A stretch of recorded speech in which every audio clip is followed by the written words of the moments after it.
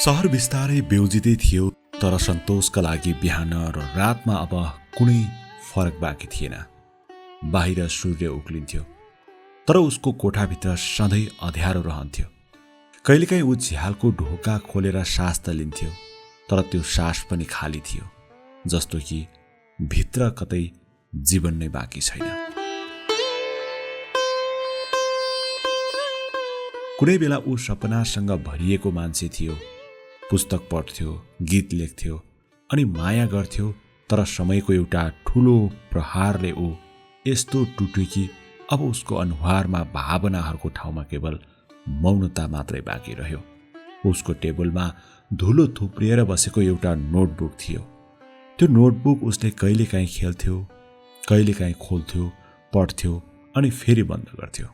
उसको नोटबुक भित्र लेखिएको थियो, जीवन भनेको बुझ्न नसकिएको कविता हो। त्यसपछि ऊ चुपचाप चिया तान्थ्यो अनि बाहिरका सडकहरूतिर हेर्थ्यो, जहाँ मान्छेहरू दौडिरहेका थिए, कोही चाँडो कोही ढिलो, तर सबै कतै पुग्ने प्रयासमा हुन्थे। तर ऊ भने कहाँ पुग्न खोजिरहेको थियो भन्ने ऊ आफैलाई थाहा थिएन।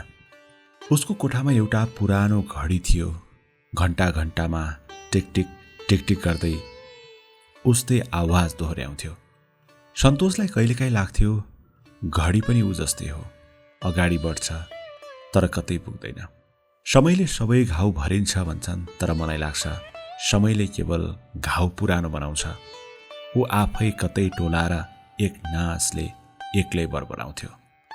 उसको जिन्दगीमा धेरै कुरा हराइसकेका थिए, परिवारको आशा, प्रेमिकाको भरोसा अनि आफै प्रतिको विश्वास। ऊ अब अरूलाई भरोसा गर्न डराउँथ्यो। कोही उसको नजिक आए ऊ आफै पन्छिन्थ्यो। ऊ रुख झै स्थिर देखिन्थ्यो, तर उसको भित्रभित्र बगिरहेको आँसुको नदी कसैले पनि देख्दैन थियो।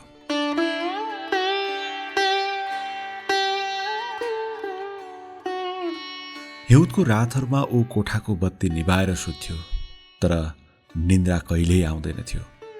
सुत्न खोज्दा पुराना सम्झनाले उसका आँखाहरू चलचित्र झै खेल्थे, कसैको हाँसो, कसैको बाचा र अन्त्यमा धोका दिएको दृश्य आँखाभित्रै देखिरहन्थ्यो।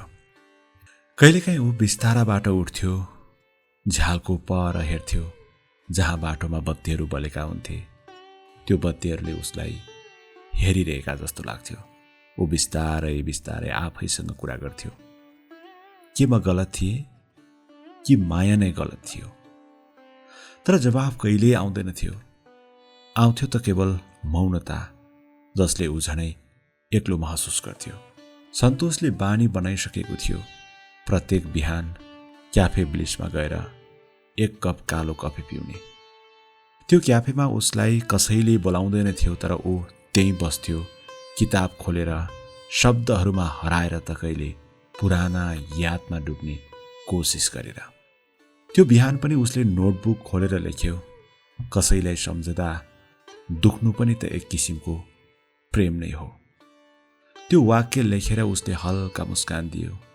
सायद महिनौँ पछि पहिलोपटक उसको ओठमा मुस्कान झल्किएको थियो, तर त्यो मुस्कान पनि आधा मात्रै थियो, जस्तो कि जीवनले अझै पूर्णता दिइसकेको छैन भन्ने भाव प्रष्टै हुन्थ्यो।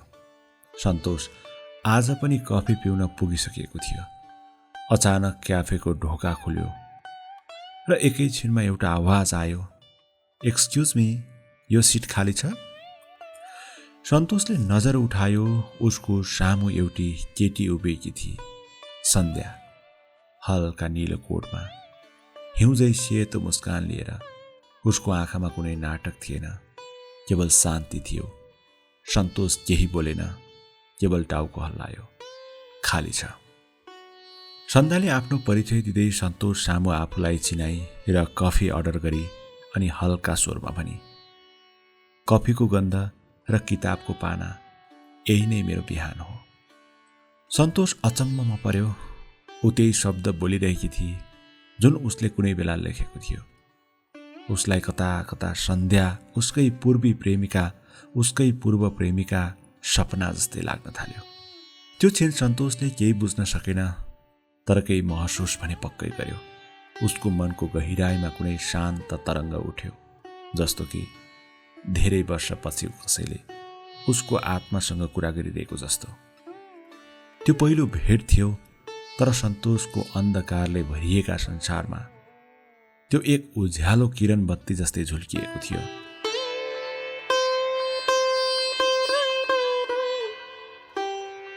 क्याफे ब्लिस, बिहान 8 बजेको समय हो। बाहिर हल्का हिउँ जस्तो धुवामय मौसम थियो र हरेक टेबलमा कसैले किताब, कसैले ल्यापटप त कसैले मोबाइल राखिरहेका थिए। तर सन्तोष सधैँझै एउटै कुर्सीमा बसेको थियो, झ्यालको नजिक। उसको सामु राखिएको कालो कफी पनि आधा चिसिसकेको थियो। अचानक उसले महसुस गर्यो कोही उसको छेउमा बसी। सन्ध्या। ऊ कफीको सुगन्ध सुँग्दै झ्यालतिर हेरिरहेकी थिए। उसको अनुहारमा कुनै गन्तव्य थिएन, केवल त्यो क्षणको आनन्द थियो। सन्तोषलाई अचम्म लाग्यो, मानिसहरू प्राय भागिरहेका हुन्छन्, तर यो केटी त बस हावामा शान्त भएर मुस्कुराइरहेकी थिए। सन्ध्याले कफीको सिप लिँदै हल्का स्वरमा भनिन्, कस्तो अचम्म, कफी त तितो हुन्छ, तर यो बिहान मलाई मिठो लाग्दैछ। सन्तोष पुनः मुस्कुरायो। उसले संक्षिप्तमा उत्तर दियो, कफी त जीवन जस्तै हो, सुरुमा तितो लाग्छ, तर बिस्तारै स्वाद आउँदै जान्छ। सन्ध्या हाँसी र हल्का आँखा झिम्क्याउँदै बोली, ओहो, गहिरो कुरा त गर्न जान्नु हुँदो रहेछ। सन्तोष हिचकिचायो। ऊ सामान्यतया यति सहज बोल्दैन थियो, तर यो केटीसँग उसको शब्दहरू आफै बग्न थालेका थिए। सन्ध्याले उसको टेबलमा राखिएको नोटबुक देखी, धुलो लागेको पुराना पाना र केही अधुरा वाक्यहरू। तपाईँ लेख्नुहुन्छ? उसले सोधी। पहिले लेख्थे, सन्तोषले जवाफ दिए, तर अहिले मेरा शब्दहरू हराएका छन्। सन्तोषले जवाफ दिँदै भने। सन्ध्या केही समय मौन रही अनि फेरि हौसला दिने स्वरमा भने, शब्द त कहिल्यै हराउँदैनन् सन्तोषज्यू, कहिलेकाहीँ उनीहरू बस सुतेका हुन्छन्। सन्तोष चकित पर्यो। उसले सन्तोषको नामै बोलेकी थिए। उसँग त उसले आफ्नो नाम पनि भनिसकेको थिएन। मेरो नाम कसरी थाहा पायो? सन्ध्या हल्का हाँसी। तपाईँको नोटबुकको कुनामा लेखिएको छ, यसके अर्थात् सन्तोष खनाल। सन्तोष हल्का मुस्कुरायो।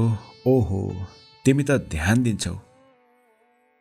सन्ध्या उत्तर दिन्छे, ध्यान होइन हजुर, यो त मैले अनुभूति गरेको हो। त्यो शब्दले सन्तोषको मुटुमा अज्ञात कम्पन ल्याउँछ। अनुभूति? त्यो शब्द उसले बिर्सिसकेको थियो। केही बेर उनीहरू चुपचाप लागे। बाहिर हल्का पानी पर्न थालिसकेको थियो। सन्ध्याले झ्यालबाट झरिरहेका थोपा हेर्दै भने, हेर न, हरेक थोपा पृथ्वीमा फर्कन चाहन्छ। सायद हामी पनि कहिल्यै न कहिल्यै फिर्ता जान चाहन्छौँ जहाँबाट टुटेका थियौँ। सन्तोष त्यो वाक्य सुनेर सन्ध्यालाई गहिरो नजरले हेरिरह्यो। त्यो केटीको आँखाभित्र शान्त समुद्र थियो, तर त्यो समुद्रको गहिराईमा केही न केही पीडा पनि थियो। तिमीले जीवनलाई त धेरै बुझेकी जस्तो छ, सन्तोषले भन्यो। जीवनलाई बुझ्नु छैन, हौसिएर हाँसे। जीवनलाई त महसुस गर्नु छ। सन्तोषको लागि त्यो केवल संवाद थिएन, त्यो उसले बिर्सिएको मानवीय स्पर्श थियो जसले उसको मौनता तोड्न थाल्यो। क्याफेको घन्टी बज्यो। Order closing time. सन्ध्याले आफ्नो झोला उठाई सन्तोषले केही बोल्ने प्रयास गर्यो, तर शब्द फेरि अड्किए। फेरि भेट होला, सन्ध्याले पनि। सन्तोष मुस्कुरायो। सायद, तर भित्रभित्र ऊ सोचिरहेको थियो, फेरि भेट होला भनेको मान्छे प्राय कहिल्यै फर्किँदैनन्। सन्ध्या ढोकातिर हिँड्दै गई। उसको कपालमा बिहानको उज्यालो मिसिँदै गइरहेको थियो। सन्तोषले झ्यालबाट हेरिरह्यो, बाहिरको बाटोमा हिँडिरहेकी ती केटी। तर उसको उपस्थितिले सन्तोषको भित्र कुनै नयाँ बिहान जन्माइसकेको थियो। त्यो रात सन्तोषले झ्यालको परबाट हेर्दै नोटबुक खोलेर लेख्यो।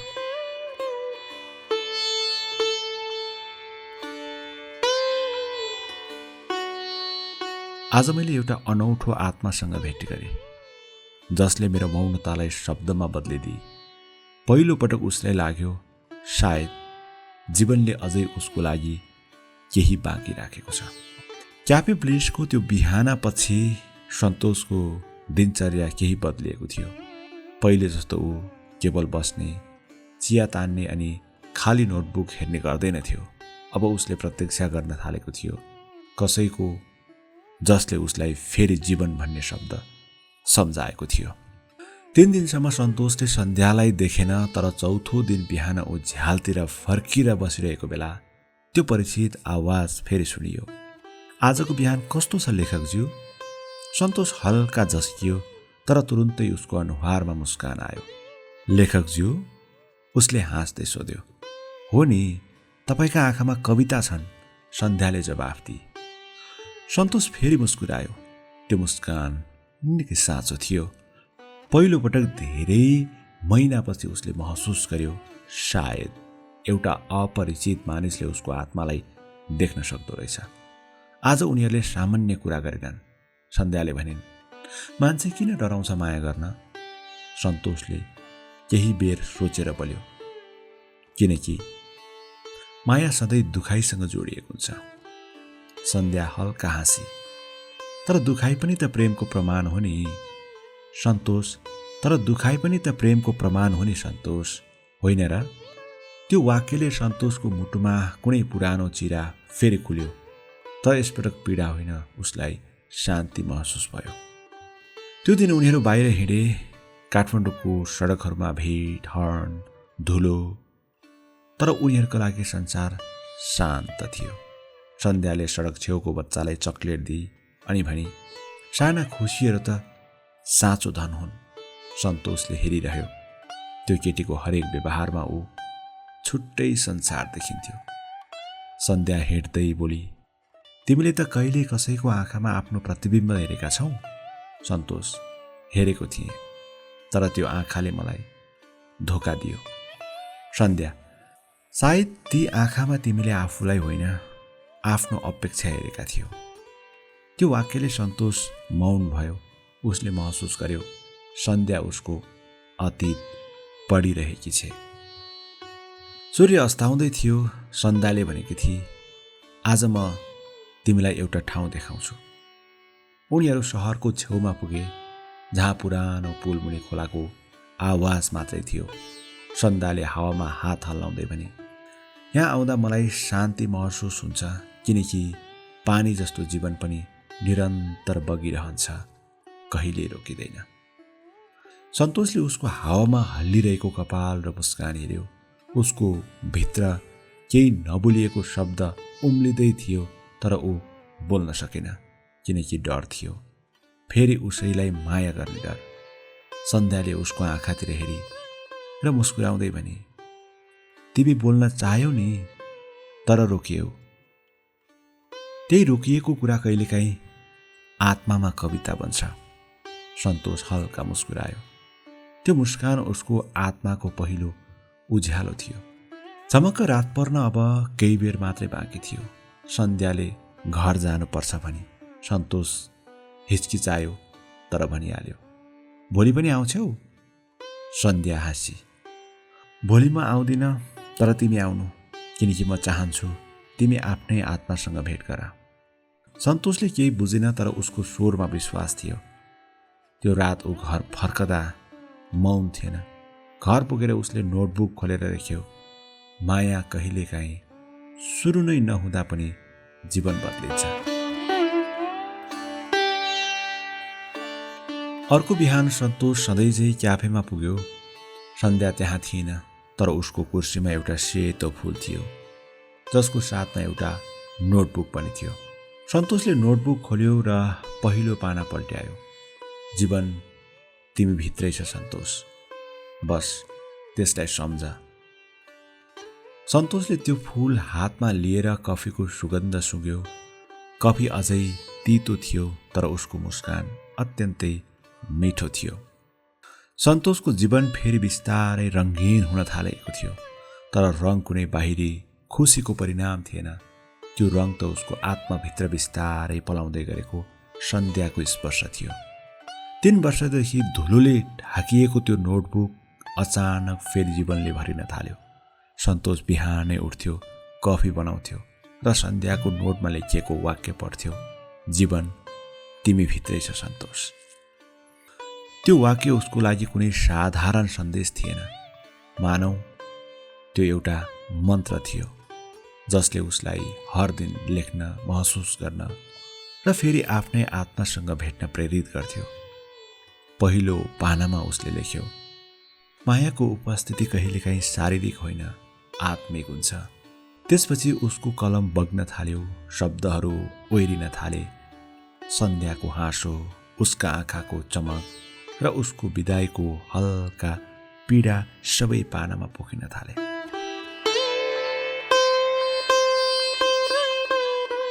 सन्ध्या आउँदिन थिए, तर सन्तोष अझै पनि त्यो क्याफे ब्लिस पुग्यो। त्यो कुर्सी जहाँ सन्ध्या बस्थी खाली देख्दा उसको मुटुमा हल्का पीडाको महसुस हुन्थ्यो, तर ऊ अब त्यस रिक्तताले डराउँदैन थियो।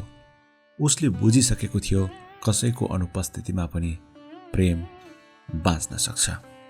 त्यो दिन उसले नोटबुक खोलेर फेरि लेख्यो, सन्ध्याको नाममा लेखिएको हरेक अक्षर मेरो आत्माको टुक्रा हो। त्यो पढ्दा ऊ आफै मुस्कुरायो। क्याफेका मालिक हेमन्तले हेऱ्यो र भन्यो, सन्तोष, आजकल तिमी फेरि कवि जस्तै देखिन्छौ। सन्तोषले हाँस्दै भन्यो, सायद कविता फर्किएको होइन, म फर्किएको हुँ। सन्ध्या क्याफे नगएको 1 हप्ता भइसकेको थियो। सन्तोष अब चुप लाग्न सकेन। उसले एउटा पत्र लेख्न थाल्यो। त्यो कुनै ठेगानामा पठाउने होइन, बस हृदयको बोझ हल्का पार्ने प्रयास थियो।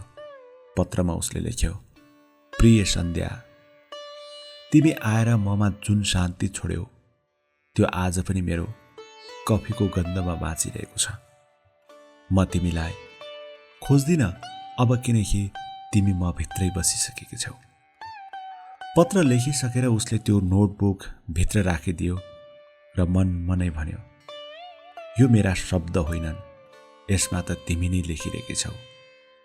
एक साँझ जब बाहिर पानी परिरहेको थियो, सन्तोष फेरि क्याफेको ढोका खोलेर भित्र पस्यो। त्यही वातावरण, त्यही सुगन्ध, सबै उस्तै थियो, तर हरेक पटक सन्ध्या बस्ने कुर्सीमा एउटा नयाँ मान्छे देखियो। सन्तोषले हल्का दृष्टि लगायो अनि सम्झियो, त्यहाँ त सन्ध्या नै थिए।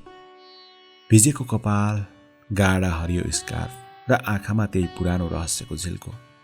सन्तोष, म फर्किए। सन्तोष मौन भयो, कहिले हाँस्ने कहिले बोल्ने थाहै पाएन।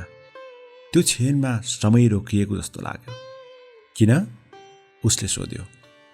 किनकि मैले बिर्सन खोज्दा पनि तिमीले मलाई सम्झाइरह्यौ।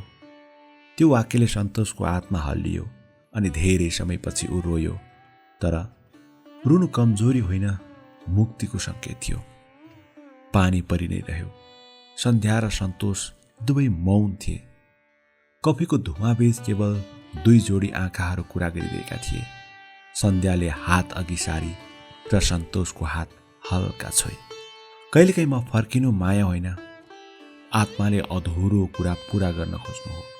सन्तोषले जवाफ दियो, त्यो कुरा तिमीले पुरा गर्यौ सन्ध्या।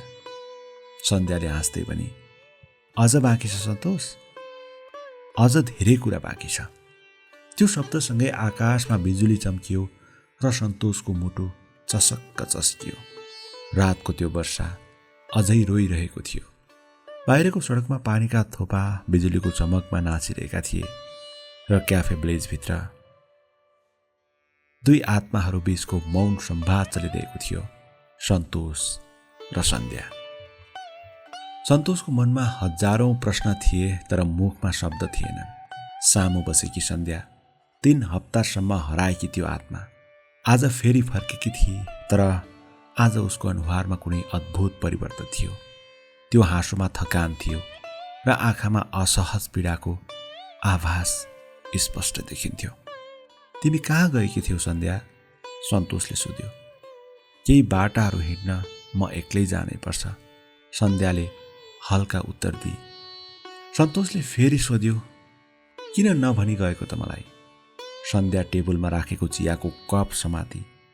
त्यो कपमा बाफ उडिरहेको थियो, तर उसको स्वर त्यो धुवाँभन्दा पनि धुम्म भएको थियो। किनभने सन्तोष, म तिमीलाई दुःख दिन चाहन्नथे। दुःख? सन्तोषको स्वर हल्का काप्यो।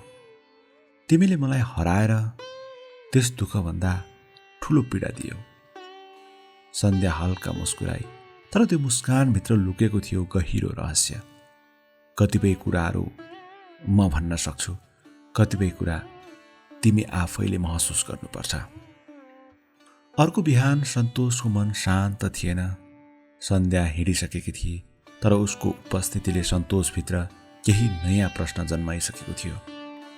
के सन्ध्या उसले देखे जस्तै साधारण केटी हो? किन उसको आँखामा कहिलेकाहीँ मृत्युको झिल्को झल्किन्छ? सन्तोषले पहिलोपटक महसुस गर्यो, सायद सन्ध्याको जीवनमा केही यस्तो छ जुन कुरा ऊ लुकाइरहेकी छ। केही दिनपछि सन्तोष सन्ध्याको घरमा पुग्यो। सन्ध्या घरमा थिएन, तर एउटा सानो डायरी टेबलमा खुल्दै थियो। पहिलो पानामा लेखिएको थियो, यदि म फर्किएन भने यो पढ्नु, म तिमीलाई झुट बोल्न चाहन्न। सन्तोषको शरीरमा काँडा उम्र्यो, तर उसले डायरी पढ्न थाल्यो। त्यो डायरी सन्ध्याको आत्माको द्वार थियो। म सधैँ यस्तो थिएन सन्तोष। कहिलेकाहीँ जीवनले मानिसलाई अरूको जीवनमा छिर्न अनुमति दिन्छ, तर लामो समय रहन अनुमति दिँदैन।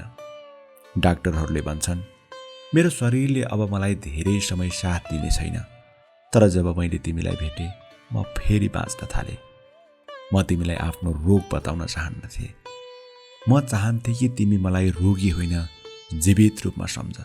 तिमीले मलाई माया गर्न सिकायो, त्यसैले म मृत्युबाट पनि डराउँदिन। सन्तोषको आँसु डायरीमा पोखियो। हर शब्दले उसको आत्मालाई भत्काइरहेको थियो। अब सबै कुरा प्रष्ट भयो, सन्ध्या हराएको कारण। उसको शान्त मुस्कान र फर्केर आएको त्यो रहस्यमय आँखा। बिहान सन्तोष डायरी समातेर बाहिर निस्कियो। आकाश फेरि रुँदै थियो। पानी उसको अनुहारमा बर्सिरह्यो, तर त्यो आँसु थियो कि वर्षा उसलाई थाहा थिएन।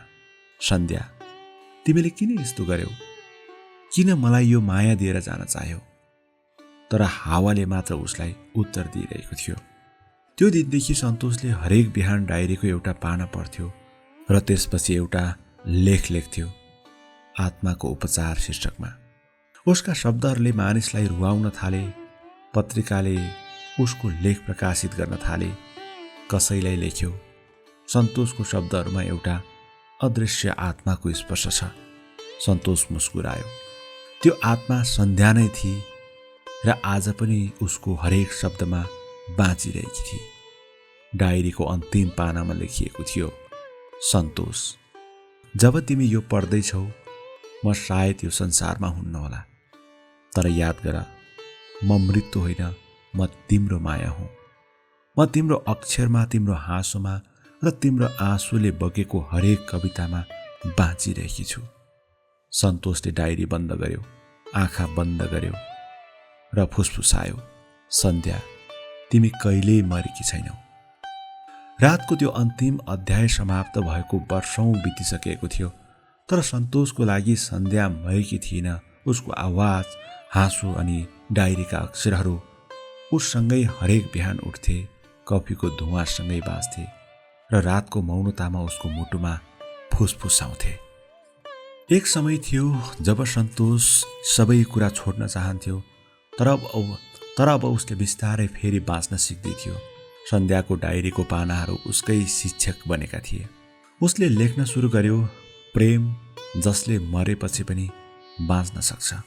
हप्तामा 2 दिन ऊ साहित्य क्लब जान्थ्यो, जहाँ ऊ आफ्ना लेख पढ्थ्यो। सुरुमा त्यहाँ थोरै श्रोता हुन्थे, तर बिस्तारै बिस्तारै उसको शब्दहरूले धेरै हृदय छोए।